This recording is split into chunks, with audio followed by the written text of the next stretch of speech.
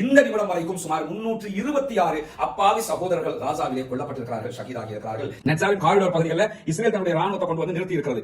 ஆனாலும் வலம மாதிரி உடனடியாக பலஸ்டைன் ராணுவம் பங்கருக்குள்ள போகல. நெட்சாரின் காரிடோர் பகுதியில் அவங்க வெப்பனோட நிற்கிறாங்க, அவங்க ஆயுதங்களோட நிற்கிறாங்க. 2 பேருக்கு மத்தியில் ஃபயரிங் ஆரம்பிக்கல. தரைவழி தாக்குதல், வான்வழி தாக்குதல் நடைபெறுகிறது. தரைவழி தாக்குதல்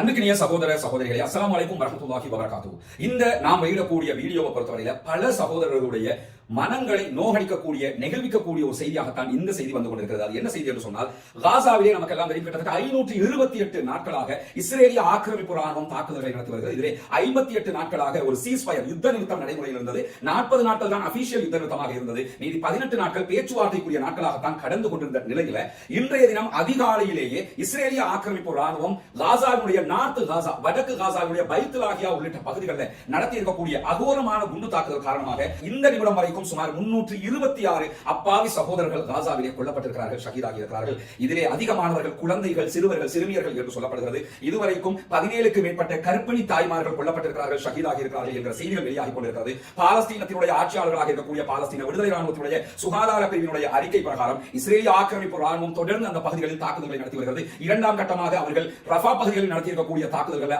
6 அப்பாவி சகோதரர்கள் கொல்லப்பட்டிருக்கிறார்கள், ஷஹீதாகி இருக்கிறார்கள் என்ற செய்திகள் வெளிவந்து கொண்டிருக்கிறது. காசாவுடைய யுத்தம் ஆரம்பிக்கப்பட்டு 1.5 ஆண்டுகளை தாண்டக்கூடிய இந்த காலகட்டத்தில் யுத்தம் ஆரம்பிக்கப்பட்ட 3வது நாள் ஷிஃபா மருத்துவமனையின் மீது நடத்தப்பட்ட தாக்குதலில் தான் அதிகமான சகோதரர்கள் கொல்லப்பட்டிருந்தார்கள், ஷஹீதாகி இருந்தார்கள் ஒரே நேரத்தில்.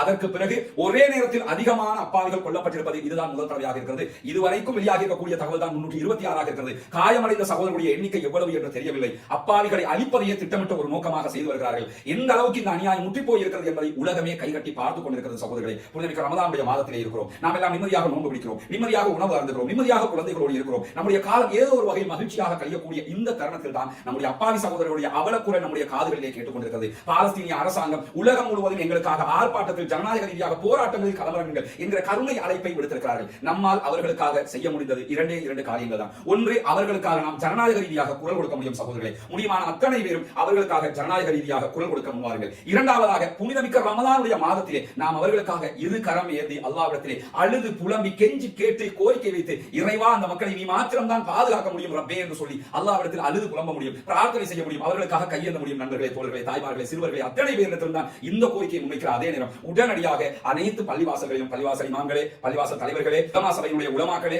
இயக்கங்களுடைய தலைவர்களே, இயக்கங்கள் சார்ந்திருக்கக்கூடிய உலமாக்களே, அத்தனை பேரிடத்திலுமே நான் வினயமாக முன்வைக்கக்கூடிய ஒரே ஒரு கோரிக்கை தான், தயவு செய்து இன்றைய மக்ரிபு தொழுகையில் இருந்தாவது குனூத்துன் நாசிலாவை மீண்டும் ஓத ஆரம்பியுங்கள். அந்த மக்களுக்காக கையேந்த ஆரம்பியுங்கள். அந்த மக்களுக்கு எதிராக தாக்குதல்களை நடத்தக்கூடிய இஸ்ரேலிய ஆக்கிரமிப்பு ராணுவம் அழிக்கப்பட வேண்டும், அவர்கள் இல்லாதொழிக்கப்பட வேண்டும் என்று வல்ல இறைவனிடத்திலே உங்களுடைய கோரிக்கைகளை முன்வையுங்கள். இதற்காக குனூத்துன் நாசிலாவை 5 நேர தொழுகைகளில் ஓதுவதற்கு முன்வர வேண்டும். அனைத்து இயக்கங்களும், அனைத்து கொள்கை சார்ந்தவர்களும், அனைத்து முஸ்லிம்களும் இதற்காக திரள வேண்டும். எல்லா பள்ளிகளிலும் ஒவ்வொரு தொழுகைகளிலும் குனூத்துன் நாசிலாவை ஓதுங்க. சகோதரர்களே, குனூத்துன் நாசிலா என்றால் என்ன, அதனுடைய சட்டத்திட்டங்கள் என்ன, ஆதாரபூர்வமான ஒரு வீடியோவை நம்முடைய ரஸ்மி மயசி அப்டேட் மற்றும் ரஸ்மி மயசி நியூஸ் ஆகிய 2 சேனல்களையும் நம்ம வெளியிட்டிருக்கிறோம். மீண்டும் அதே வீடியோ நம்முடைய Facebook உள்ளிட்ட எல்லா தளங்களிலும் வெளியிடுறோம். அந்த வீடியோவை நீங்கள் பார்த்து தெரிந்து கொள்ள முடியும்.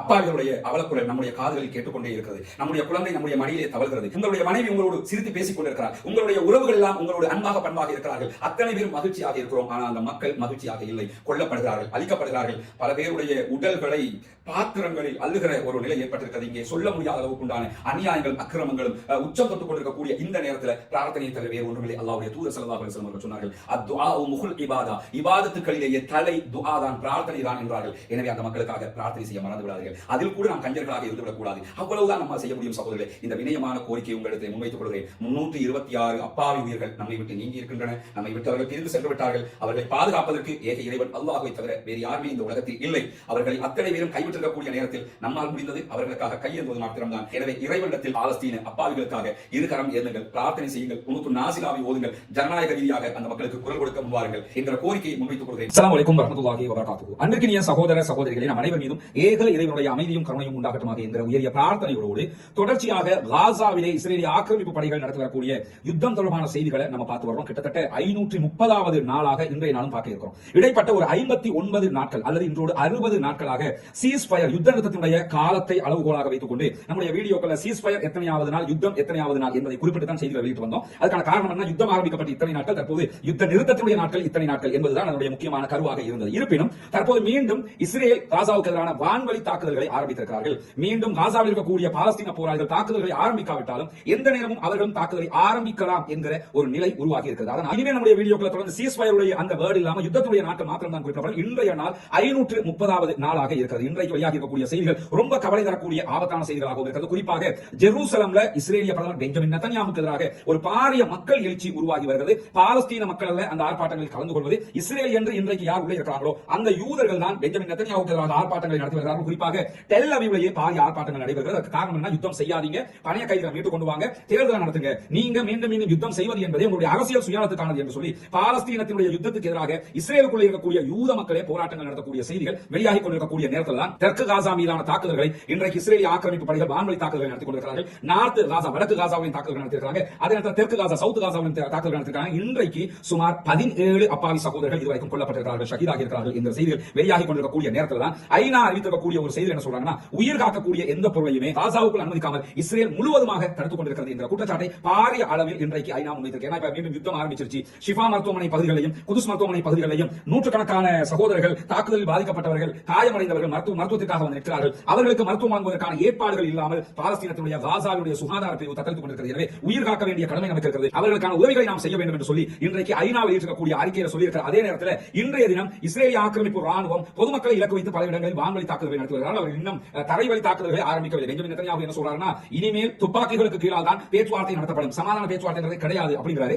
அப்படி சமாதான பேச்சுவார்த்தை நடத்தப்படாவிட்டால் என்ன நடக்கும் என்பதும் அனைவருக்கு தெரியும். இந்த நிலையில் தான் இன்னும் அவர்கள் தரைவழி தாக்குதலை ஆரம்பிக்கவில்லை, அத்தனையும் வான்வழி தாக்குதல்களாக மாத்திரம் தான் இருக்கிறது என்பதை நம்ம புரிந்து கொள்கிறோம். அதே நேரத்தில் இன்றைய தினம் பாலஸ்தீன விடுதலை அமைப்பினுடைய ஊடக பேச்சாளர் வெளியிட்டிருக்கக்கூடிய செய்தி, உசாமா ஹம்தான் அவர்கள் இன்றைக்கு ஊடகங்களுக்கு பேசியிருக்கிறார். அதிலே அவர் மிக முக்கியமான ஒரு செய்தியை சொல்லியிருக்கிறார். நாங்கள் இந்த நிமிடம் வரை ஒப்புக்கொள்ளப்பட்ட சமாதான உடன்படிக்கையை கடைபிடித்து வருகிறோம். ரெண்டு தரப்புமே முதல் கட்டம் 40 நாட்கள், பிறகு 40 நாட்கள், பிறகு நிரந்தர யுத்த நிறுத்தம் என்றுதான் பேச்சிலே முடிவெடுத்திருக்கிறோம், கையெழுத்திட்டிருக்கிறோம். அந்த அடிப்படையில் முதல் கட்ட 40 நாட்களை நாங்கள் அழகாக கையாண்ட மாதிரியே இப்பொழுது ரொம்ப பொறுமையாக இரண்டாம் கட்டத்தையும் நாங்கள் பொறுத்திருந்து கவனித்துக் கொண்டிருக்கிறோம். நாங்கள் அவசரப்படாமல் இருக்கிறோம். எங்கள் மீது பாரிய தாக்குதல் எங்கள் மக்கள் மீது நடத்தப்பட்டிருக்கிறது. 400க்கும் மேற்பட்டவர்கள் ஒரே நேரத்தில் கொல்லப்பட்டிருக்கிறார்கள், ஷஹீதாகி இருக்கிறார்கள். அப்படி இருந்தும் நாங்கள் பொறுமையாக சமாதான உடன்படிக்கையை நடைமுறையில் வைத்துக் கொண்டிருக்கிறோம். இது இஸ்ரேலுக்கு பாரிய ஆச்சரியத்தை உண்டாக்கி இருக்கிறது. அது மட்டுமல்லாமல் இந்த ஒப்பந்தத்தை எப்படியாவது நாசமாக்கணும் என்று சொல்லித்தான் இஸ்ரேல் மீண்டும் மீண்டும் காசாவின் மீது தாக்குதல் நடத்தி கொண்டிருக்கிறது. இந்த தாக்குதலை நடத்தக்கூடிய இஸ்ரேல் இந்த தாக்குதல்களால் ஏற்கனவே முடிவெடுத்த ஒப்பந்த நடைமுறைகள் மாற்றம் பெறும் என்று நினைத்தால் அது வெறும் மாயையாகத்தான் இருக்கும் என்று அவர்கள் சொல்லியிருக்கிறார்கள். சுருக்கமாக என்ன புரிகிறது சொன்னா, ஏற்கனவே முதல் 40 நாட்கள் என்னெல்லாம் செய்யணும் பேசி முடிவெடுத்தாங்க. இரண்டாவது 40 நாட்கள் சமாதான உடன்படிக்கையின் போது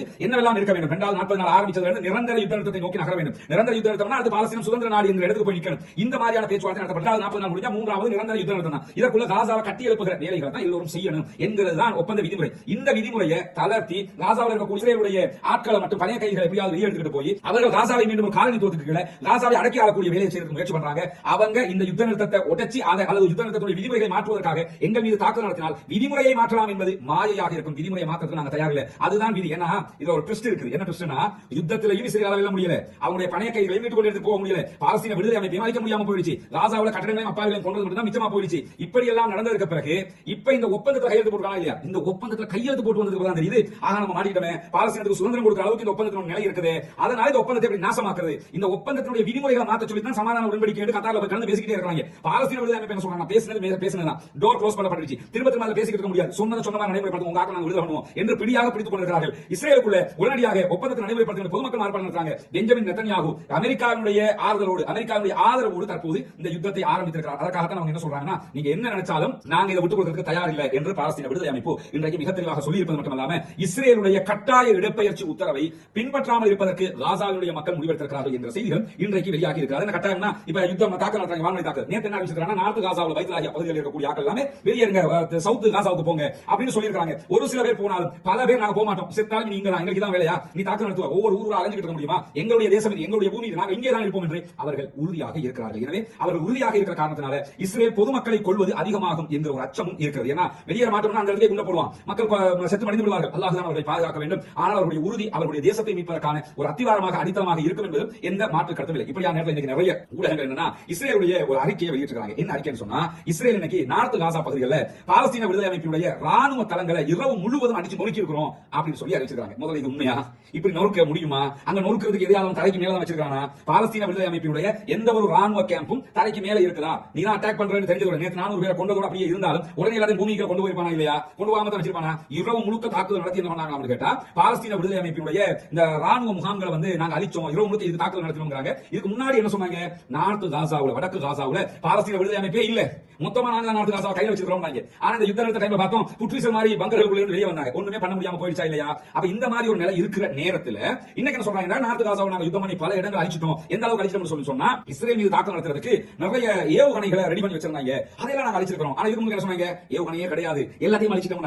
எல்லாத்தையும் அழிச்சா இப்ப எப்படி அழிச்சீங்க என்ற கேள்வி வரும். அப்ப ஏற்கனவே இருக்க போய் தானே வச்சிருக்காங்க வரும். அப்ப என்ன அர்த்தம்னா, ஏற்கனவே இருந்ததை அழிக்கவும் இல்ல, இப்ப அழிக்கவும் இல்ல, இருக்கிறது எல்லாம் பத்திரமா வச்சிருக்காங்க. இன்றைக்கும் பாலஸ்தீன விடுதலை அமைப்பு விஷயத்தை தெளிவா சொல்லிருக்காங்க. கேட்டா, அளவு கடந்து போனீங்கன்னா நாங்கள் வெளில வீடுவோம். அதனால அளவோட தான் எதுவும் இருக்கணும், சமாதானம் வந்துட்டீங்கன்னா போதுமானது. எங்களை அழிக்கணும்னு நினைக்காது, அது கனவுலையும் நமக்கு நடக்காது. ஏன்னா நாங்க மண்ணுக்காக போராடிட்டு இருக்கோம். இது எங்களுடைய வாழ்வா சாவா என்கிற போராட்டம். ஒன்ன பொறுத்தவரை யுத்தம், வருமானம், பதவியை காப்பாத்திக்கணும். எங்களுக்கு பதவி முக்கியம் இல்ல, பட்டம் முக்கியம் இல்ல, எதுவும் முக்கியம் இல்ல. எங்களுக்கு எங்கள் மக்கள் முக்கியம், எங்கள் நாடு முக்கியம். எனவே இதெல்லாம் சாத்தியப்படாது என்பதை மிக தெளிவாக சொல்லிவிட்டார்கள். ஆனா இன்னைக்கு அவங்க அறிக்கை என்ன சொல்லிருக்காங்கன்னா, நார்த் காசாவுல பாலஸ்தீன விடுதலை அமைப்பினுடைய ராணுவ முகாம்கள், ராணுவ தளங்கள் அழிச்சது மட்டுமல்லாம காசாவுடைய கடலோர பகுதிகளில் இருந்த கடல் வழியாக தாக்குதல் நடத்துவதற்கு தயாராக இருந்த பாலஸ்தீன விடுதலை அமைப்பினுடைய கப்பல்களை நாங்க அடிச்சு நொறுக்கி இருக்கிறோம். நான் என்ன கேட்கிறேன் கேட்டா, அந்த கப்பலின் ஒன்று இருந்திருந்தா இந்த 500 நாள் விட்டுப்பாங்களா? கப்பலின் ஒன்று இருந்திருந்தா சாதாரண மீன்பிடி படகுகளை கூட விட்டு வைக்கவில்லை, மீன்பிடி படகுகள் வரைக்கும் அடிச்சு நொறுக்கிட்டாங்க. எல்லாத்தையும் அடிச்சு நொறுக்கி போட்டு இன்னைக்கு என்ன சொல்றாங்க கேட்டா, காசாவுடைய கடற்பரப்புல பாலஸ்தீன விடுதலை அமைப்பினுடைய போட் எல்லாம் இருந்தது, கப்பல்கள் எல்லாம் இருந்தது, இதுல எங்களுக்கு அட்டாக் பண்றதுக்கு தான் ரெடியா இருந்தாங்க, நாங்க அதெல்லாம் அழிச்சிட்டோம் அப்படின்னு சொல்லி இந்த சமாதானம் 40 நாளைக்குள்ள ரஃபா பாலம் வழியாக இந்த போட்டா வந்துச்சா? சரி, பங்கருக்குள்ள இருந்து கப்பல் கொண்டு வர முடியுமா?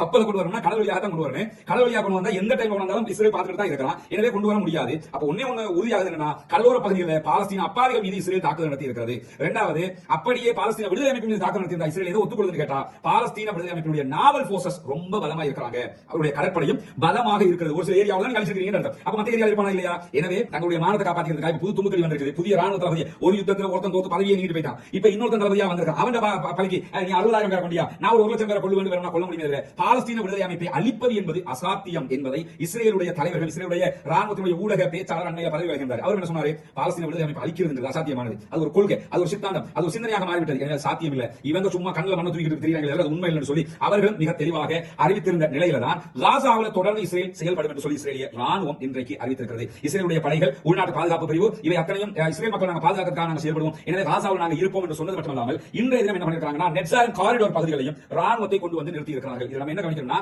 வான்வழி தாக்குதல் நடைபெறுகிறது. நெட்சாரின் காரிடோர் பகுதிகளில் இஸ்ரேல் தன்னுடைய ராணுவத்தை கொண்டு வந்து நிறுத்தி இருக்கிறது. ஆனாலும் பலம மாதிரி உடனடியாக பாலஸ்டைன் ராணுவம் பங்கருக்குள்ள போகல. நெட்சாரின் காரிடோர் பகுதியில் அவங்க வெப்பனோட நிற்கிறாங்க, அவங்க ஆயுதங்களோட நிற்கிறாங்க. ரெண்டு பேருக்கு மத்தியில் ஃபயரிங் ஆரம்பிக்கல.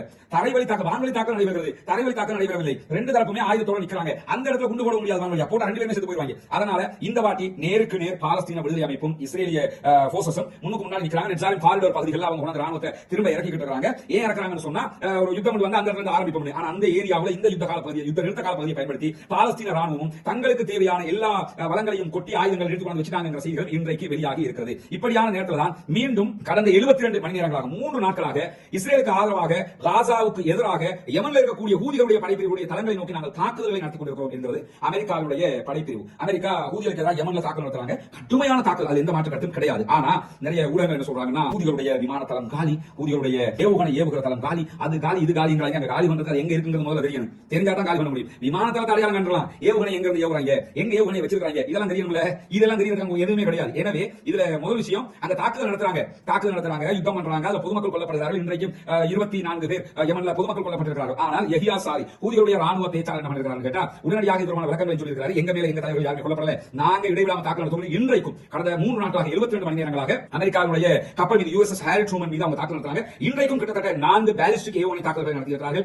7க்கும் மேற்பட்ட ஆளில்லா விமான தாக்குதல்களை அவர்கள் நடத்தியிருக்கிறார்கள். அமெரிக்காவுடைய கப்பல் மீது, விமானம் தாங்கி கப்பல் மீது தொடர்ந்து தைரியமாக பாலஸ்தீனத்திற்கு ஆதரவாக ஹூதிகளுடைய படைப்பிரிவு தாக்குதல்களை நடத்துகிறார்கள் என்கிற செய்திகள் வெளியாகிக் கொண்டே இருக்கக்கூடிய நேரத்தில் தான் அன்பிற்கினிய சகோதர சகோதரிகளே, நமக்கெல்லாம் தெரியும், தொடர்ந்து நம்முடைய வீடியோக்கள்ல இலங்கையினுடைய கிழக்கு மாகாணம் பொத்துவில் பகுதிகளில் புனிதமிக்க இஸ்லாமிய மார்க்கத்தை வாழ்க்கை நெறியாக தேர்வு செய்து கொண்ட 14 குடும்பங்களுக்கான ஒரு வீட்டு திட்டம் அமைத்துக் கொடுப்பதற்கான ஒரு முயற்சியை கையெழுத்திருக்கிறோம். அதற்கான செய்திகளை நம்ம உங்கள்கிட்ட சொல்லி வரோம். புனிதமிக்க ரமலானுடைய மாதமாக இருக்கிறது, ஜகாத் சதகாக்களை அள்ளி கொடுக்கக்கூடிய மாதமாக இருக்கிறது. நபிகள் ஸல்லல்லாஹு அலைஹி வஸல்லம் வீசுகின்ற காற்றை விட வேகமாக இந்த நேரத்திலே நிறைய சதகாக்களை, ஏழைகளுக்கான தர்மங்களை செய்வார்கள் என்ற செய்திகளை எல்லாம் நம்ம சஹீஹுல் புகாரி, முஸ்லிம் உள்ளிட்ட ஹதீஸ் கிரந்தங்களை பார்க்கிறோம். அதே நேரத்தில் இஸ்லாம் கொடுத்திருக்கக்கூடிய மிகப்பெரிய ஒரு நன்மையான காரியம் என்னன்னா, 8 கூட்டத்தாருக்கு ஜகாத்தை நாம் பங்கு வைக்க முடியும். அதிலே மிக முக்கியமான ஒரு கூட்டத்தார் தான் முஅல்லஃபத்துல் குலூப், உள்ளங்கள் ஈர்க்கப்படுகிறவர்கள், இஸ்லாத்தை நோக்கி கவரப்படுகிற உள்ளவர்களுக்கு நாம் ஜகாத்து பணங்களை கொடுக்க முடியும். தொடர்ந்து பல கட்டங்களில் பல பேருக்கு நீங்க ஜகாத்துகளை வழங்கி வருவீங்க. இம்முறை தயவு செய்து இந்த மக்களுக்கான வீட்டு திட்டத்தை ஆரம்பிப்பதற்கான முயற்சிக்காக உங்களால் முடிந்த ஜகாத்துகளை வாரி வழங்குங்கள். எனக்கு முன்னால் காட்சிப்படுத்தப்படக்கூடிய இந்த காட்சிகளை எல்லாம் நீங்க பாப்பீங்க. அந்த மக்களுடைய நிலைகளை தான் நம்ம காட்சிப்படுத்திக் கொண்டிருக்கிறோம். அவ்வளவு ஒரு அடிமட்ட நிலையில் அவருடைய பொருளாதாரம் இருக்கிறது. யானை தொல்லை, பல தொல்லைகளோடு வாழ முடியாத அளவுக்கு இருக்கக்கூடிய ஒரு வீட்டுக்குள்ள தான் அவங்க வாழ்ந்து கொண்டிருக்காங்க. குடிசைகளுக்குள்ள வாழ்ந்து கொண்டிருக்காங்க. இங்க வந்தா யானை வந்து உடைச்சிருச்சாம். யானை இங்க வரமா உசுர கையில போட்டு மாற வேண்டியது.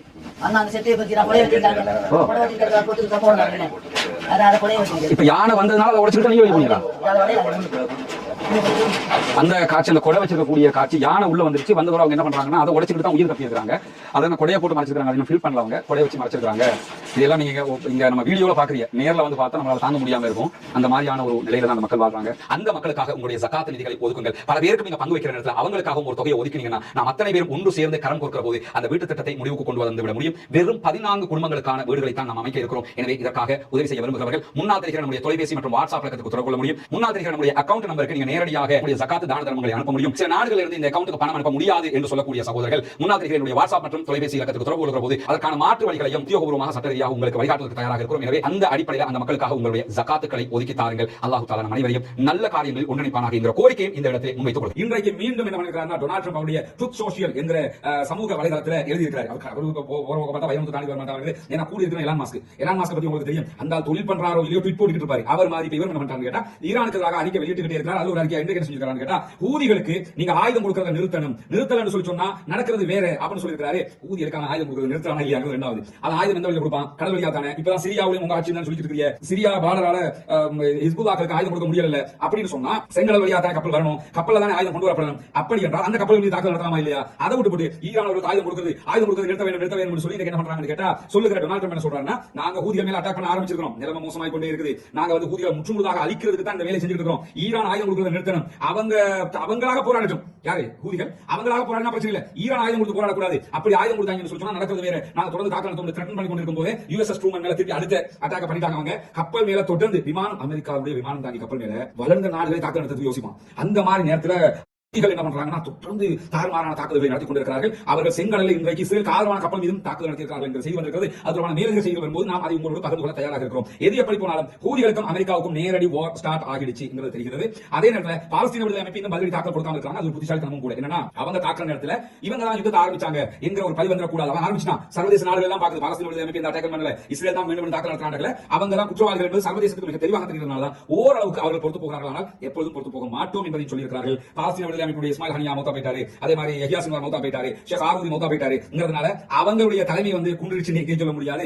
போராளிகளை பொறுத்தவரை அவர்கள் தேவையான எல்லாவற்றையும் செய்திருக்கிறார்கள். அவருடைய மிகச்சிறந்த பல படைத்தளபதிகள் இன்றைக்கும் அவர்களை வழிநடத்திக் கொண்டிருப்பதாக அறிவித்திருக்கிறார்கள். பொறுத்திருந்து பார்ப்போம் என்ன நடக்கிறது என்பதை இன்றைக்கு வெளியாக இருக்கக்கூடிய பல முக்கியமான செய்திகளை தான் நாம் பார்த்திருக்கிறோம். தொடர்ந்து பாலஸ்தீனத்தில் நடைபெறக்கூடிய செய்திகளை மட்டுமல்லாம நிறைய சகோதரர்கள் யமன்ல ஹூதிகளுக்கு நடக்கக்கூடிய செய்திகள் தனியாக போடுகிறாங்க. நம்ம வெளியூர்ல இருக்கிறவங்களுக்கு தெரியும். புத்துவில் பகுதிகளில் ஒரு ஹவுசிங் ப்ராஜெக்ட் ஒன்று பண்ணிட்டு இருக்கிறோம். ரமதானுடைய காலத்தில் உங்களுடைய ஜகாத் நிதிகள் தாங்கன்னு சொல்லி நம்ம கேட்டுக்கிட்டு இருக்கோம். 14 இஸ்லாத்தை ஏற்றுக்கொண்ட குடும்பமாகவே 14 குடும்பங்கள் இஸ்லாத்தை ஏற்றுக்கொண்டிருக்கிறார்கள். அந்த காட்சிகள் விளம்பரத்தை நீங்க பார்த்திருப்பீங்க. அவர்களுக்கு வீடு இல்லாமல் கஷ்டப்பட்டு கொண்டிருக்கிறார்கள். யானை தொல்லை, யானை வந்து வீட்டை இருக்க குடிசை நாடி சொல்லி போயிருது. அப்ப அவங்களுக்கு பாதுகாப்பான பகுதியில் லேண்ட் எடுத்து அவங்களுக்கான வீடுகள் அமைக்கிறதுக்கான முயற்சிகள் பண்ணிட்டு இருக்கிறோம். ஓரளவுக்கு அவர்களுக்கு தேவையான சில இடங்கள் நம்ம வாங்கியிருக்கிறோம். இந்த இடங்கள் வாங்குவதற்கான தேவை இருக்கிற சகோதரர்களே. அதே போன்று அவருடைய வாங்கின இடத்துக்குள்ள சில கட்டுமான பணிகள் ஆரம்பிச்சிருக்கிறோம் அல்ஹம்துலில்லாஹ் சொல்லி அதை பற்றிய வீடியோக்களை நாளை நம்ம பகிர்ந்து கொள்வோம். எனவே நீங்கள் தருகிற ஒவ்வொரு ரூபாய்க்குமான காரியம் மிகச்சிறப்பாக நடைபெற்று வருகிறது. இறைவனுக்காக நீங்கள் தரக்கூடிய காரியம் அந்த மக்களுக்காக போய் சேர்ந்து இறைவனுக்கு நிறைய நன்மைகள் உங்களுக்கு பெற்று தரப்போதுமானது. அந்த பணியில் ஒரு 4 நாளா நான் கொழும்புல இல்ல, வெளியூர்ல பொத்துவிலுடைய இந்த பணிகளோட ஈஸ்டர்ன்ல பல இடங்கள் நம்ம இன்னொரு நிகழ்ச்சி பண்ணி வரீங்க பார்த்திருப்பீங்க.